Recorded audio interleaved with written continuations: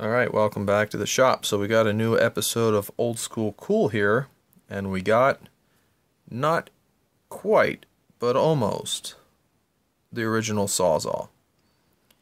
This is a very early model of the Sawzall, second iteration of it.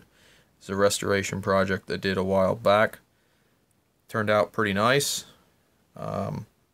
Replaced all the bearings in it, replaced the brushes, took the motor apart, revarnished everything inside. We'll put some pictures up of what I have. I don't know what pictures I took of the work on this, but whatever I took, I'll put pictures up of.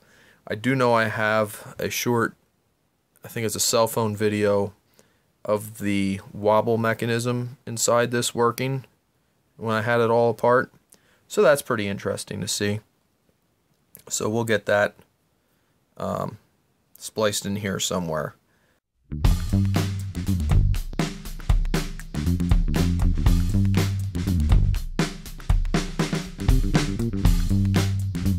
This whole thing cleaned up nice. These aluminum bodies, unless they're really butchered, they always shine up nicely.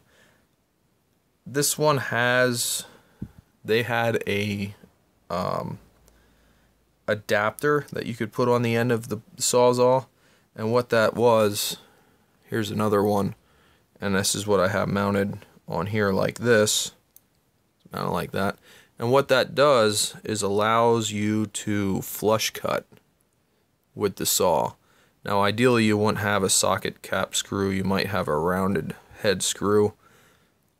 But what that does is it allows you to get this saw much more flush in, you know, a position more like this, and your blade would be sitting like this then,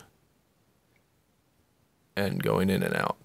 So that's an advantage that you don't see nowadays. I don't know how late they were selling that adapter, but they're kind of neat.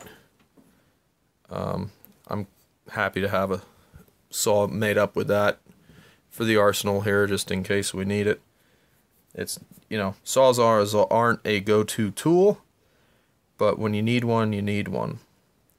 I believe this Sawzall goes back to 1951 in an earlier configuration than this. Originally it was an industrial tool. It was not something for home gamers to get, really. And I believe this is still in the era of it being an industrial tool.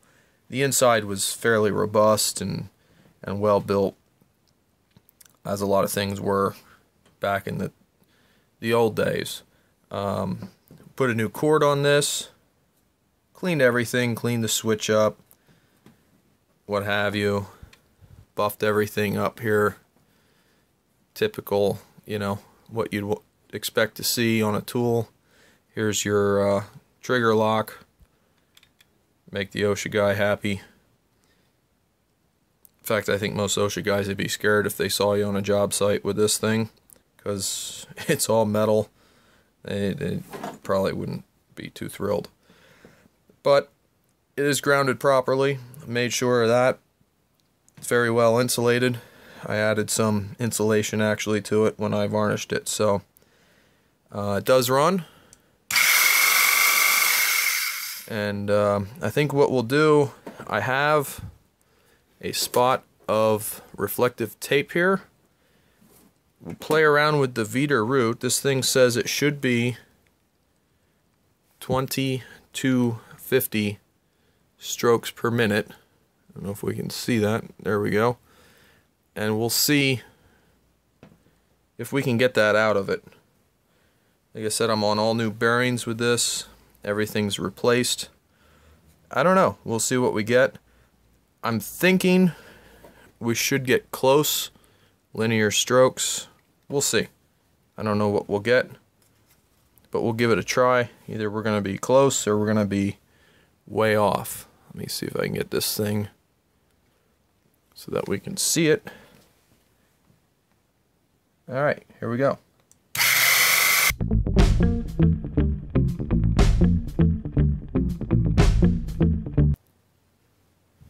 So as you can see, I was jumping around quite a bit, but it did land out around the 2,800 to 3,000 mark. I don't know how accurate that is. I was trying to change the angle of what this thing was at to see if I could get something close to that 2250. That seems a little high for the way this feels.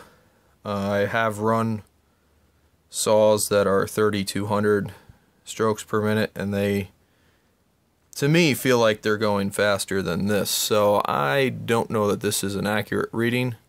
Take it for what you will. It is interesting. We were definitely counting this reflective strip on the underside of the blade adapter there, but it I don't know, may or may not be accurate. Either way, runs good. It's a nice saw. I'm happy how it turned out, and there'll be another episode of Old School Cool. There'll be more coming up. Thanks for watching.